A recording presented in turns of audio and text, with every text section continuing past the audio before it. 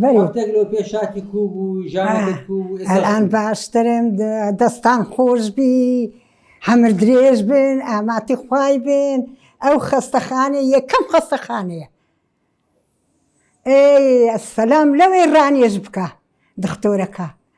ئەوەی هادێرێ ئەوە کردم خۆ دەزانی گوتی لە نیوەی ڕانێ لۆتو گەڕامەوە وە قوربانتان بم دختۆری زۆر چاکن خەستەخانەی نازدارە خۆ هەر ناگری ئەمن 20 ڕۆژە لێرە عەمەلیات بووم هەر ناوێرە ئەلحەمدولیلا بەلحان باشە لەخوای بەزات بێ عەمەلیاتەکەشت خاوێن دەرچوو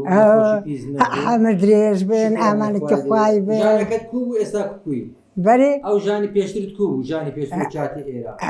خەوت نەبوو ژنەنا وەڵڵا هیچ زۆر بێژ نەخەوم هەبوو یعنی بەتەمام درم تند بوو دەگەبەوە نەخۆشی دەبم ئەرێ بەخوای دەمگۆی لەخوا نەخۆش دەبم ئەوە دەستەکانتان خۆش بخوایە مەولدی پێغەمبەر هەلومان بمینێن ئێستا مەزبوط بیەوە تەواو زەمانێ دڵت خۆش بێ ئەلحەمدولیلا قسەکەش ئەمە درێژ بن ئامانەتی خوای بن خوایە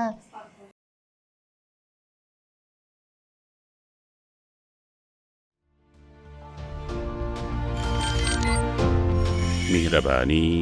دڵسۆزی و لێزانی